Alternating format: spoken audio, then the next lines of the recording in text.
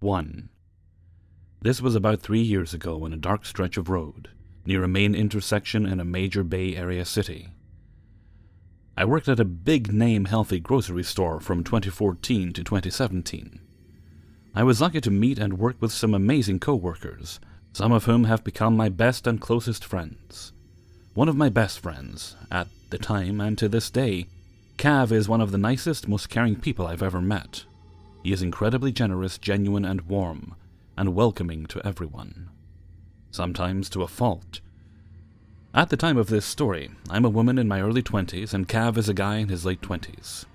Cav and I had a weekly ritual of driving around the city after work, and talking, sometimes about our problems, sometimes about what was going well. But it was therapeutic and always something to look forward to. This particular night, we invited our buddy Ben to join us. His department always got out about 30 to 45 minutes after the rest of the store, so Cav and I decided we would go do a short drive around the area to pass the time until Ben was off. Cav was driving that night. We did our drive and headed back to the store to pick up Ben.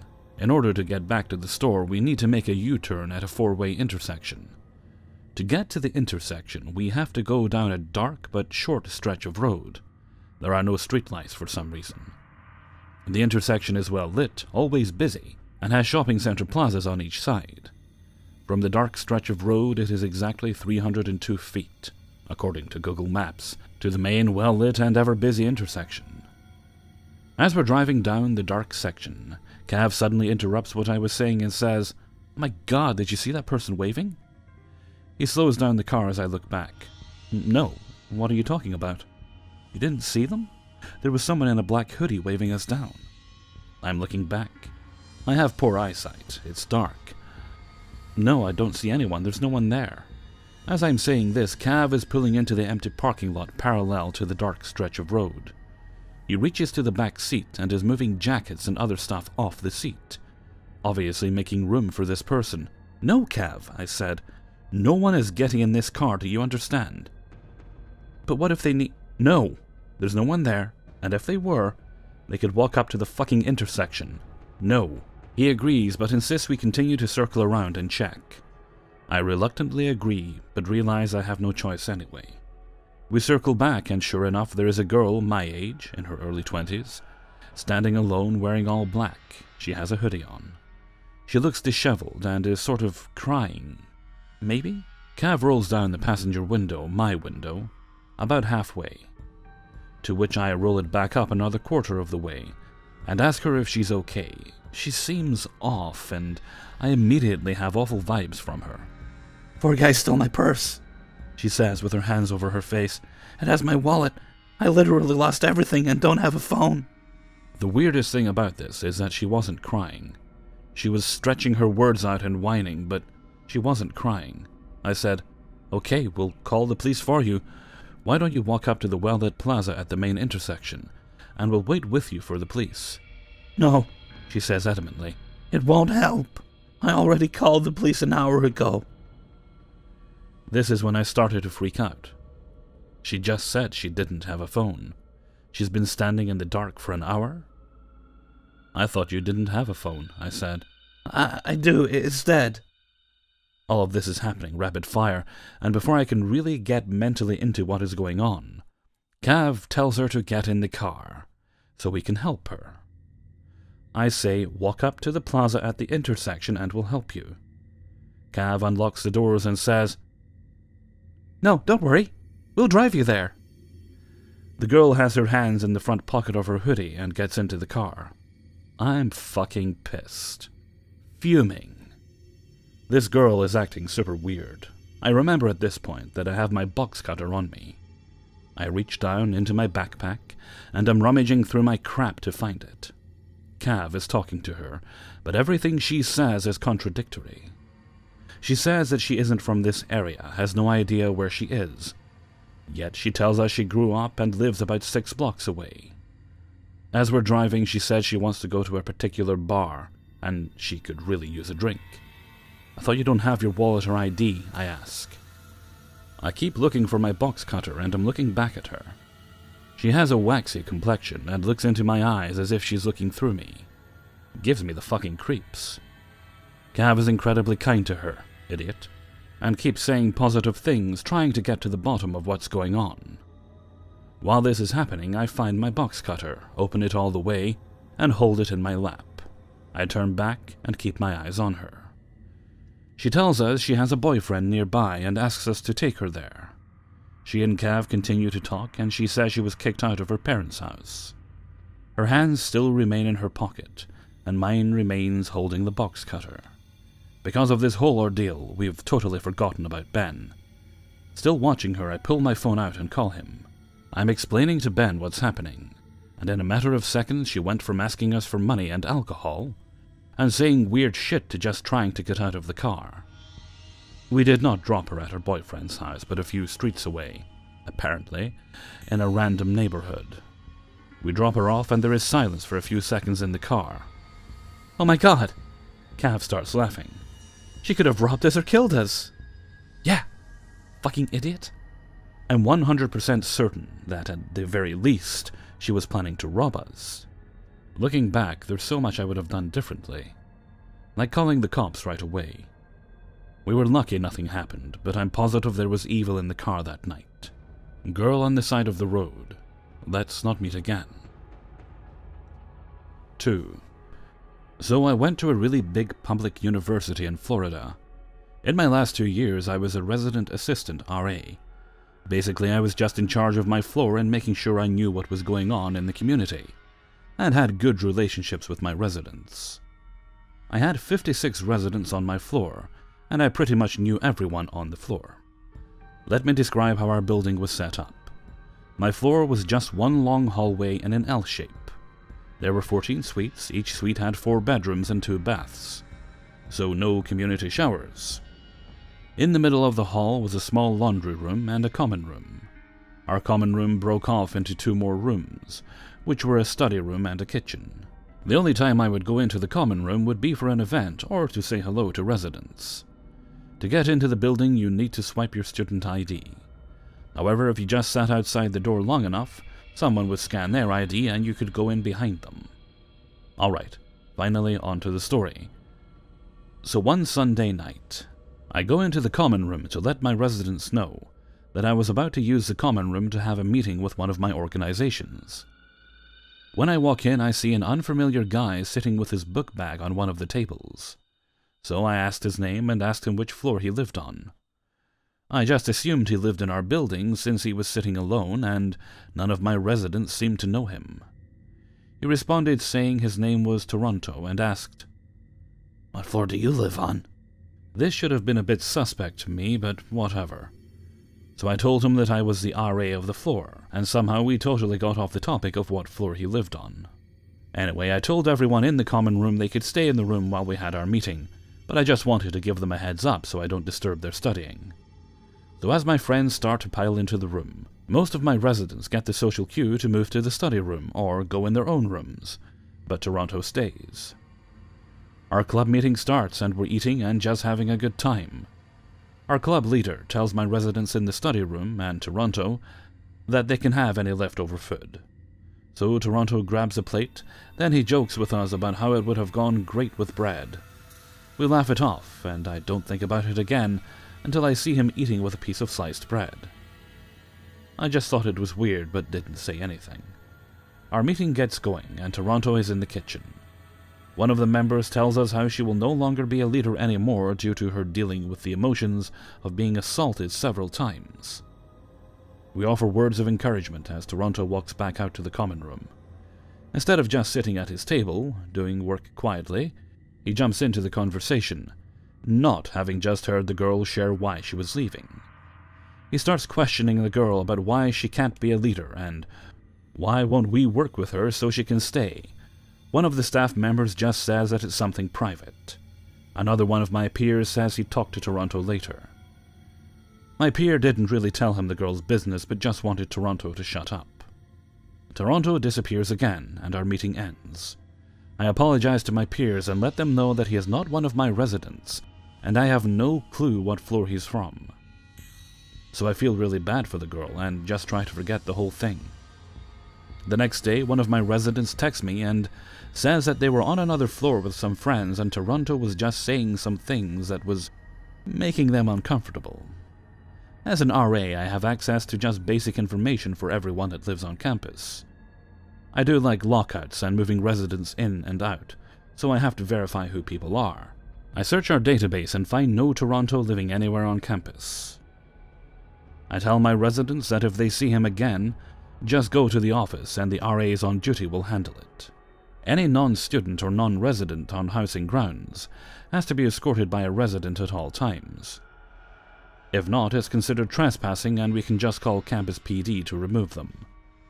I go to the RAs on duty and let them know what's going on and what the guy looks like. I also let our supervisor know so that she's aware of what's going on in the community. I go to dinner with a friend and come back to campus, and I haven't seen Toronto all day. That same night, we had a staff meeting, so I bring it up to let the other RAs in the community know what the guy looks like and how he's not a resident. Several other RAs say that they have seen him just hanging out on their floor, but assumed he lived on another floor. So I talk with some more of my residents, and here was what I find out about him, or what other people say. He brushed his teeth in the laundry room sink. He asked several guys and girls on my floor if he could use their shower. This was in October or November, and he said he just transferred to the school a few weeks ago. You can't do that. He said he had a younger sister that was 21. My whole community of dorms was all freshmen aged 17 to 19, so if he had a younger sister that was 21, he was at least 22-ish. Alright, so the RAs on duty go on rounds twice a night and walk around the community. On one of the rounds they are on my floor and knock on my door to confirm if the guy in my common room was Toronto. I don't want to go looking in the common room like a weirdo, so I just describe him again and let them verify. One RA stays up in the room hallway with me while the other calls the police and goes downstairs. I would have preferred to at least talk to him and let him know that if he wasn't a resident, he was going to have to leave. But the other RAs agreed that we didn't know how he would respond, so they just called the cops. I text all my residents and let them know to stay clear of the hallway for a bit until the police arrive and leave. Two of my residents didn't get the message and see me and the other RA talking in the hallway outside of my door, so they stopped to talk. The RA that was downstairs called and says the police are coming up and to get out of the hallway. So all of my residents and the other RA crowd into my room. I see the police and Toronto walking towards my door, and for some reason I think the police want to talk to me, so I reopen my door and Toronto tries to walk into my room. I shut the door on him and the police. I still remember the look of anger and betrayal on his face. Anyway, the police take him away and he is trespassed from campus. Not only was he not a resident, but he wasn't even a student at the university. Also, his name wasn't Toronto. I felt bad because it obviously seemed like he was homeless, but my residents pay thousands of dollars a semester to live in a safe community at their school. When he left, we found out he had a whole stash of food and supplies in our common room kitchen, which is where he got that bread from. I spent the last month or two praying I wouldn't run into him in the city. Mind you, as an RA, my name and contact information was plastered all over my door, so I hope he didn't remember it. So housing trespasser guy, let's not meet again. 3. I had just moved out of a share house in the suburbs and into my own shitty one-bedroom apartment in the city. I'm a male and at the time was around 25 years old. My apartment, while old and small, was located about 500 meters from one of the most popular night spots in the city. As I was in my mid-20s and out on my own, this was the perfect place for me. This was because my friends and I were quite social and would frequent bars and nightclubs in the city, and the taxi fares were starting to add up. Also, this new apartment was close to my work, so it made sense. I got settled in right away and invited my friends over for pre-drinks before hitting the clubs. Due to the limited space in the apartment, this meant that some friends were inside and some were drinking on the walkway just out front. We had the music up and had just started drinking, but between songs, I could hear the couple next door arguing. Now, the apartment was old and shitty, which meant thin walls too, so I pressed an ear to the wall in order to listen. I hadn't met any of my new neighbors at this time, as I didn't take long to move in, and I didn't really see anyone during. I was curious. Judging from what I could determine while eavesdropping, they were a gay couple in their early 30s. One of the men was yelling at the other to go next door and tell us to keep it down. The other was arguing that it was just a housewarming and to let it go for the night. Since I didn't want to cause trouble, I marshaled everyone outside to start making our way to the clubs, leaving my new neighbors in peace. Later that night, I came home alone and was tired from the move. I decided to let my friends carry on partying without me. I arrived at my door and proceeded to fumble around for my keys, when I looked up to see a man standing on the walkway in front of the next apartment smoking a cigarette. He was tall and thin with brown, oily hair. I noticed that he also had a cut lip and a faded but still visible black eye. I said, "G'day, sorry about the noise earlier," correctly assuming he was my neighbor. He replied, "Nah, you're alright, mate. I'm Chris." And he shook my hand. I noticed his knuckles were red and a little bit scratched up, so I knew something was off.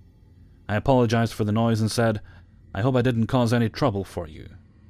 He withdrew his hand with a soft but cracking voice, said, "Nah, it's okay. Rick just gets a bit cranky sometimes. I'm used to it." With that, I finished off the conversation and told Chris that I'd see him later. It was about 2 a.m. at this point, and I just wanted to sleep, but couldn't help worrying about the potential domestic abuse going on next door. I decided to just keep an eye on it for now, as I didn't have all the info. For all I knew, he could have gotten into a fight with someone else. As the weeks passed, I noticed that my new neighbors got drunk regularly, and would argue almost every time. I could tell that Rick was the dominant one, as his voice was a lot deeper, and Chris seemed to be afraid of him during their shouting matches. This is why I kept my distance and never really socialized with them. I would even overhear them arguing about me, that Rick thought that Chris liked me, etc. I would just tune all this out with headphones and play video games, not to mention an active social life and full-time work to keep me occupied. I did find myself avoiding having guests over because of the neighbors. I would opt to meet people out, as their arguments could be quite upsetting. This was working out fine enough for a while until Christmas Eve that same year. I was arriving home after having come from last-minute Christmas shopping. I was getting ready for a night of present wrapping, and I was to visit my family the following day for Christmas. As I arrived home, I noticed 2 police cars outside, and Anna, an Asian woman who lived a few apartments up from Chris, was screaming. I asked her what was happening, and all she says was, "It's just so sad," while sobbing. I could see 3 officers trying to restrain somebody, and there was blood on their uniforms. I came just a little bit closer to see Chris's oily brown hair in the center of the affray. His face was bleeding from his jaw, where he had apparently been slashed by something sharp. They got him to his feet, and I could see his cheek had been cut so deep that the skin was flapping open as he struggled and resisted with the police. I recoiled in shock and went to comfort Anna, who was crying uncontrollably at this point. Suddenly, Rick's voice boomed from out of nowhere.